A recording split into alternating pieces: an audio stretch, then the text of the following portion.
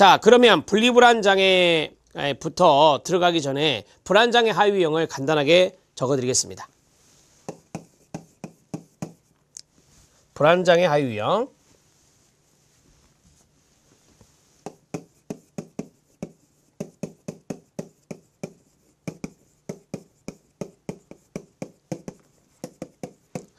자, 불안장애 하위 유형 쓸 때 여러분들이 그 뒤에 있는 장애라는 말을 빼고 그냥 앞에 있는 단어들만 상기하셔도 되겠죠? 자, 분리불안이라고 하는 것이 있고요. 그 다음에 두 번째, 선택적 함구. 그 다음에 사회불안장애. 그 다음에 일반불안장애. 일반불안장애 같은 경우는 범불안장애라고도 한다. 이렇게 말씀드렸죠. 자, 그 다음에 최근에 많이 늘어나고 있는 공황장애, 그 다음에 광장공포증. 자, 이런 것들이 이제 불안장애 하위 유형에 들어가 있는데 거기 특정공포증이란 것도 보이시죠? 특정공포증.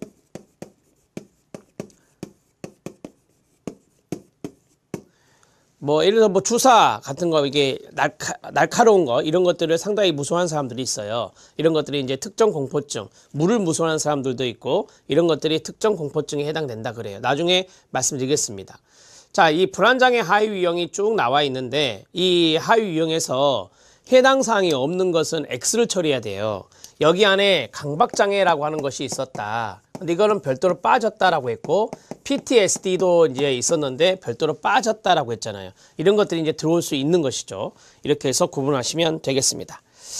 자, 분리불안장애에 들어가는데 여기 나오죠. 분리불안장애가 무슨 말인지는 아실 거예요. 주로 이제 애착 대상하고 떨어졌을 때 상당히 이제 불안 증상이 너무 심각했을 때 우리가 분리불안장애라고 이야기할 수 있어요.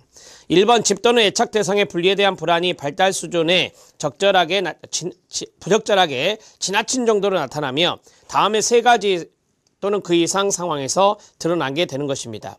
1번부터 8번까지 이런 것들이 이제 진단 기준에 들어가는 거예요. 그래서 여기에서 세 가지 내지 세 가지 이상이면 분리불안장애로 이제 진단한다라고 하는 것이고요. 양가로 2번에 보니까 공포불안 회피 반응이 아동 청소년에게는 최소 4주 이상이고요. 이 수치가 좀 잘 나와요. 그래서 수치를 좀 잘 기억하시고요. 최소 4주 이상의 밑줄 치시고 성인의 경우는 6개월입니다. 되게 이제 이 내용들을 보면 되게 6개월짜리가 많아요. 6개월짜리가 많고 아이들이나 청소년 같은 경우는 최소 4주 이상이고 성인은 6개월 이상이다. 그 자리 현관펜 밑줄. 그 다음에 이제 3번과 4번 같은 경우는 이 3번 같은 경우는 거의 대부분이 있고요. 4번 같은 경우는 이제 변별 진단이거든요. 그래서 이러한 경우는 아니어야 된다라고 하는 거 변별 진단에 해당되는 것들이 있어요. 진단 기준에 보면 3번을 보면 장애가 사회적, 학업적 또는 직업적 또는 다른 중요한 기능 영역에 임상적으로 현저한 고통이나 손상을 초래해야 되고 그 다음 네 번째 장애가 다른 정신과 더 설명되지 않아야 된다. 이게 이제 다른 질환의 영향이 아니어야 된다라고 하는 것이고요. 예를 들어 자폐증에서 변화에 대한 저항이라든지 정신병적 장애에서 망상이나 환각, 범불안 장애나 질병불안 장애로 인한 걱정 이런 것들에 의한 것이 아니어야 된다는 거죠. 그러면 이 분리불안 장애에 의한 것인지 다른 장애에 의한 것인지를 확실히 우리가 알지 못하니까 그러한 영향에 의한 것이 아니어야 된다. 그래야 분리불안 장애로 진단할 수 있다. 이렇게 이야기하는 거예요. 자, 앞으로 돌아가서 1번부터 8번까지를 보겠습니다. 여기는 여러분들 그냥 이해하시면 돼요. 여기 분리불안 장애에 대해서 머릿속에 이게 진짜 뭐지? 이렇게 상당히 어렵다라는 생각을 하신 분들은 거의 없을 거예요. 그래서 1번부터 8번까지 쭉 읽으면서 애착 대상 거기 나온 대로 집이나 애착 대상에서 이제 떨어졌을 때 6개월이나 아이들 청소년 4주 이상 떨어졌을 때 이제 불안 증상을 보이는 거거든요. 1번 집 또는 주된 애착 대상과 분리되거나 분리가 예상될 때 반복적으로 심한 불안을 느끼거나 그 다음에 주된 애착 대상을 잃거나 그에게 해로운 일이 일어날 것이라고 계속적으로 심하게 걱정하고 운 나쁜 사고가 생겨서 주된 애착 대상과 분리될 거라는 비현실적이고 지속적으로 걱정을 하는 경우입니다. 길을 잃거나 납치되지 않을까 이런 생각. 그 다음에 분리에 대한 불안 때문에 학교나 그 외의 장소에 지속적으로 가기 싫어하거나 거부하는 거. 그 다음에 혼자 있거나 주된 애착 대상 없이 지내는 데에서 지속적으로 과도하게 두려움을 느끼거나 거부하는 경우. 주된 애착 대상이 가까이 있지 않은 상황이나 집을 떠나는 상황에서는 잠자기를 지속적으로 싫어하거나 거부하는 경우, 분리의 주제와 관련되는 반복적인 악몽을 꾼다든지, 주된 애착 대상과 분리가 예상될 때 반복적인 신체 증상을 호소하는 경우도 있어요. 거기에 보면 두통이나 복통이나 오심이나 구토 이런 것들이 이제 반복적으로 나타난다라고 하는 것이죠.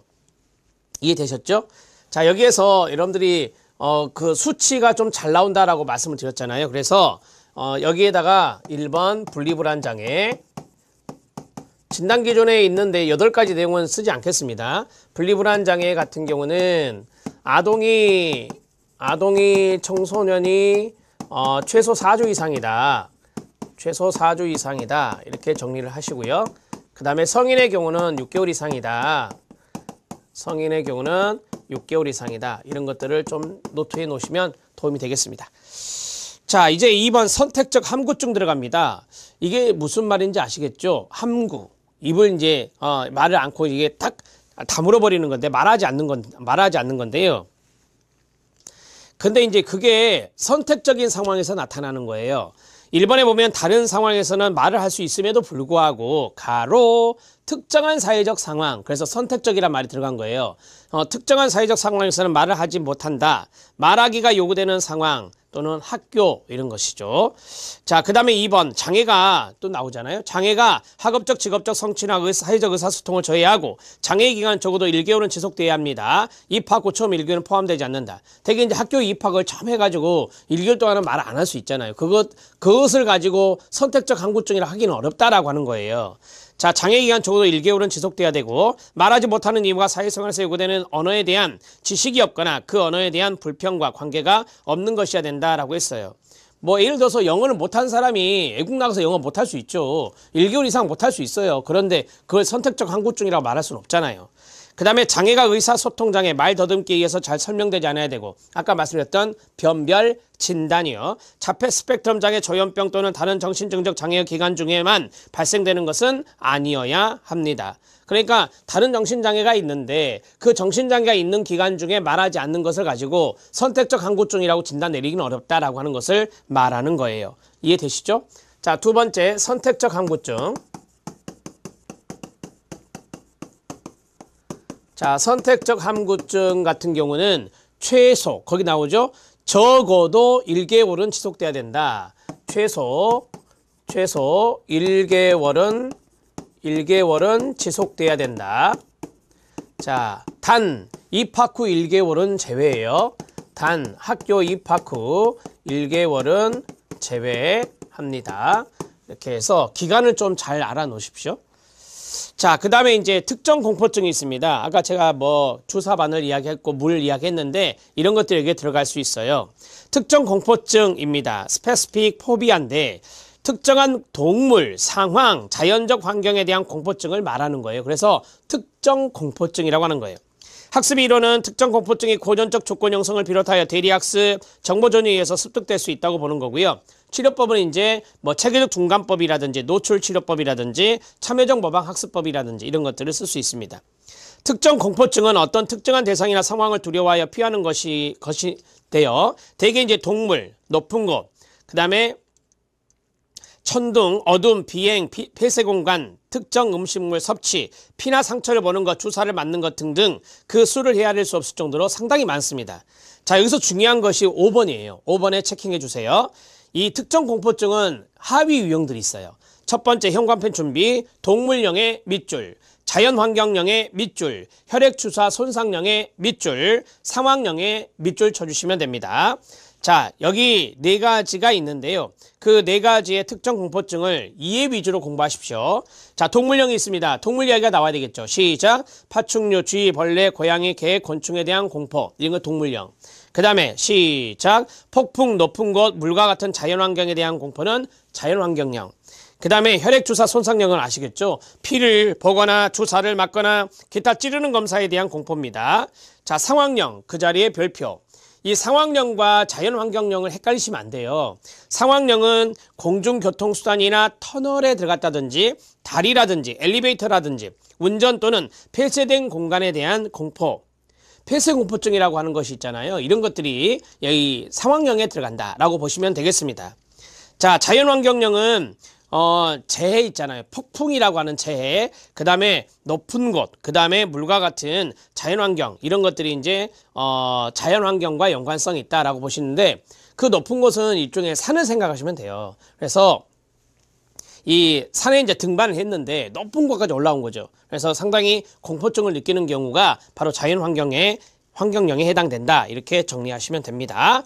자, 특정 공포증에 대해서 말씀을 드렸는데, 그 기출문제 확인학습 잠깐 한번 보실래요? 앞에서 말씀드린 건데, 특정 공포증은 불안장애 유형에 해당된다라고 말씀드렸고, 하위 유형에는 동물령, 자연환경령, 혈액주사 손상령, 상황령, 그 다음에 기타형이 들어있어요. 그 기타형에 보면은 질식, 구토, 질병을 유발할 수 있는 상황에 대한 공포, 큰 소리나 전설적 인물에 대한 소아들의 두려움, 이런 것들이 이제 기타형에 해당된다라고 해요. 자, 기타형에만 형광펜 밑줄 쳐주시면 되겠습니다. 자, 그러면 특정 공포증은 특정 공포증은 하위 유형에 대해서 출제가 잘 된다라고 말씀을 드렸습니다. 자, 첫 번째가 동물령이 있었죠. 동물령. 두 번째가 자연환경령이 있었고요. 자연환경령이 있었고, 그 다음에 세 번째가 상황령, 그 다음에 혈액 주사 손상령이 있었고요. 그 다음에 마지막 기타형이 있었죠. 기타형. 자, 이렇게 해서 특정 공포증의 하위 유형이 5가지 정도로 정리가 된다, 이렇게 정리를 하시죠. 자, 그 다음에 네 번째 사회불안장애가 있습니다. 이번 시간은 사회불안장애까지 해보려고 하는데요. 사회불안장애는 무엇인지 아시겠죠? 그렇죠. 대인관계. 대인관계적인 측면에서 거기 보시면 사람들과 상호작용하는 사이에서 공포감을 느낀다, 불안감을 느낀다라고 하는 것이죠. 그래서 사회불안장애도 좀 잘 출제가 되더라고요. 별표 하나 쳐주시고. 자, 1번 들어갑니다. 다른 사람들과 상호작용하는 사회적 상황을 두려워하는 공포증인데요. 인지적 입장에서는 사회공포증이 부정적인 자기개념, 그러니까 자기개념이 부정적으로 형성돼 있거나 대인관계에 대해 역기능적 신념이나 자신의 사회적 행동에 대한 부정적인 평가나 자기 초점적인 주의 등에 의해서 유발되는 것으로 설명이 됩니다. 한마디로 말하면 상대방의 입장을 고려하지 않고 자기 초점에만 어텐션을 갖는 거예요. 그게 이제 우리가 자기 초점주의라고 하거든요. 자기 초점적인 주의에 많이 쏠리다 보면 이 대인관계를 잘 못하고 대인관계 하는 것에 대해서 어려움이 겪죠. 인지행동적 집단치료가 가장 효과적인 것으로 알려져 있고요. 네 번째 사회공포증은 소셜포비아라고 하는 건데, 사회공포증은 낯선 사람과 이야기하거나 다른 사람들 앞에서 연설을 하는 등의 사회적 상황에 대한 두려움과 불안이 있어서 그러한 상황을 가능한 한 피하려고 하는 질환을 말합니다. 사회공포증 환자는 잘 모르는 사람과 대화를 하거나 직장 상사와 이야기할 때 불안하고 긴장이 되어 얼굴이 붉어지거나 가슴이 두근거리고 말을 제대로 하지 못합니다. 남들 앞에서 발표를 하는 등 되게 이제 발표 불안증 이런 거 들어보셨죠? 이런 것들이 심한 분들이 되게 이제 사회 불안 장애를 보이는 거다라고 보시면 돼요. 남들 앞에서 발표를 하는 등 자신을 관찰하고 평가하는 상황을 이제 남들이 해요. 자, 그럴 때 남의 시선을 의식하게 되고 그러한 상황을 두려워하여 자꾸 피하게 되는 겁니다. 이러한 상황을 피하다 보면 나중에는 두려움이 커져서 더욱 그러한 상황을 회피하는 악순환이 되풀이 되겠죠. 사회공포증은 어떤 특정 상황만 두려워하는 사람과 광범위하게 여러 사회 상황을 두려워하는 사람으로 나눌 수 있습니다. 사회공포증은 10대 후반의 청소년기에 발병되는데, 이는 지나친 자의식, 아까 했던 자기 초점적인 주의, 이것을 이제 지나친 자의식이라 하거든요. 그래서 이러한 지나친 자의식으로 비롯될 수 있기 때문에 청소년기 때 발병된다라고 해요. 자, 사회공포증, 사회불안장애 진단 기준이 나와 있습니다. 자, 1번 보시면 앞에서 제가 쭉 읽었던 것을 상기하시면 돼요. 이 진단 기준이 거의 비슷하거든요. 갑니다. 타인에게서 면밀하게 관찰될 수 있는 하나 이상의 사회적 상황에 노출되는 것을 극도로 두려워하거나, 끊어주세요. 불안해한다. 자, 두려워하거나 불안해한다라고 해서 우리가 이제 불안장애에 들어가 있는 것이고, 예를 들어서 사회적 관계, 대화를 하거나 낯선 사람과 만나는 것, 관찰되는 것들, 음식을 먹거나 마시는 자리, 다른 사람들 앞에서 수행하는 것, 연설, 이런 것에 이제 상당히 두려움이 있고 불안이 있다라고 하는 거죠. 주위 아이들에게선 성인과의 관계가 아니라 아이들 집단 내에서 불편할 때만 진단하는 거예요. 되게 아이들은 성인들을 무서워할 수 있어요. 그렇기 때문에 아이들 사이의 관계에서 불안장애가 있는지 두려움이 있는지 그걸 보고 진단해라 그 말이에요. 자, 다른 사람들에게 부정적 평가되는 방향, 수치스럽거나 당황한 것으로 보이고 다른 사람을 거부하거나 공경하는 것으로 보인다. 이렇게 행동하거나 불안 증상을 보일까봐 두려워하는 경향, 이런 것들이 여기에 들어갑니다. 내가 앞에서 발표를 했는데 다른 사람한테 부정적인 평가를 할 거야 라고 하는 것이죠. 이런 것들이 상당히 이제 두렵고 회피스러운 것이죠. 이런 것들이 바로 이제 사회불안장애에 들어가 있다라고 하는 것입니다. 이러한 사회적 상황이 거의 항상 공포나 불안을 일으키게 되고요. 주의, 아동의 경우는 공포와 불안은 울음, 분노 발작, 얼어붙음, 매달리기, 움츠려듦 혹은 사회적 상황에서 말을 하지 못하는 것으로 표현될 수 있습니다. 아이들의 경우도 그렇다는 거죠. 이러한 사회적 상황을 회피하거나 극심한 공포와 불안 속에 견디고요. 이러한 불안과 공포는 실제 사회 상황이나 사회 문화적 맥락에서 볼 때 실제 위험에 비해서 비정상적으로 아주 극심합니다. 자, 6개월이라는 단어가 또 보이시죠? 공포, 불안, 회피는 전형적으로 6개월 이상 지속돼야 된다. 그 자리에 밑줄 쫙 그어주시고, 자, 이러한 장애는 사회적, 직업적, 다른 중요한 기능 영역에 임상적으로 현저한 고통이나 손상을 초래하고 이러한 장애는 다른 의학적 상태로 인한 것이 아니고 다른 정신질환으로 더 설명되지는 않아야 됩니다. 만약 다른 의학적 상태가 있다면 공포, 불안, 회피는 이와 무관하거나 지나칠 정도다라고 해요. 그러니까 관련이 없거나 좀 지나치구나 이 정도만 봐야 된다라고 하는 것입니다. 변별 진단입니다. 자, 그 다음에 네 번째 여기 사회불안 장애를 보면 자, 사회불안장애에서는 소셜 포비아라고 했으니까 공포 반응이라든지 불안 반응이라든지 회피 반응이라든지 이런 것들이 6개월 이상 지속되었을 때 우리가 이제 사회불안장애로 진단한다. 이렇게 정리할 수 있겠죠. 자, 만성적인 불안을 느끼는 사람들의 특징입니다. 만성적인 불안이 되게 이제 아까 말씀드렸던 이거거든요. 이거. 일반 불안, 범불안 이런 것들이 이제 만성적인 불안인데 그냥 참고적으로 보시라고 여기다 기출문제 확인했으면 넣어드렸어요. 자, 1번에 보면 잠재적 위험에 예민하여 위험한 사고와 위협적인 사건에 관한 정보에 관심이 많고 위험한 단서를 예민하게 포착한다 라고 했어요.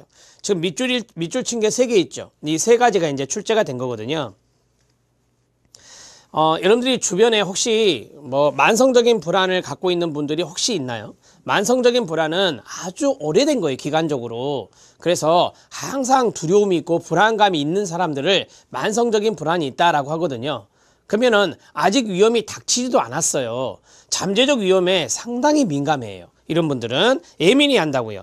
위험한 사고나 위협적인 사건에 대한 정보에 관심도 많아요. 불안하니까 거기에 대해서 걱정도 많고 대비를 해야 되니까 위험한 사고와 위협적인 사건에 대한 정보에 관심이 많고 위험한 단서들이 이제 보인다. 그러면 아주 예민하게 반응하는 거예요. 자, 두 번째, 잠재적 위험이 실제 발생할 확률을 과도하게 높게 평가하는 거예요. 그렇겠죠? 그 다음에 실제 발생될 부정적 결과를 지나치게 치명적으로 평가하고 실제 발생 시 자신의 대처 능력을 과소평가합니다. 불안한 사람이 여기에서 적극적으로 대처하지는 않을 거 아닙니까? 따라서 실제 발생 시 자신의 대처 능력을 과소평가하고요. 현실적 근거가 없는 자신만의 규칙을 가지고 있어요. 비현실적인 자신만의 규칙 이런 것들이 있다라고 하는 것을 이야기하는 겁니다. 만성적인 불안을 느끼는 사람들의 특징 5가지를 써드렸습니다. 그 자리에 별표 하나 쳐주셔요. 자, 기출문제 확인학습은 2번 이상은 보셔야 됩니다. 제가 그랬죠. 나온 문제가 또 나오는 경향이 60%는 된다. 그렇기 때문에 또 지문도 거의 비슷하게 내는 것들이 한 40%는 돼요. 그렇기 때문에 똑같이 나오는 게 그런 차원에서 본다면 기출문제 확인학습을 2번 이상은 보실 필요가 있다는 것을 다시 한 번 더 말씀드립니다. 다음 시간에 공황장애 들어갑니다. 우리는 이번 시간에 그 20개의 상위 범죄에 대해서 쭉 제가 말씀을 드렸죠. 큰 그림을 그려드렸어요. 이제 구체적인 그림을 그려 나가고 있는 과정 중에 있습니다. 끝까지 인내심을 갖고 잘 따라와 주시기 바랍니다. 수고하셨습니다.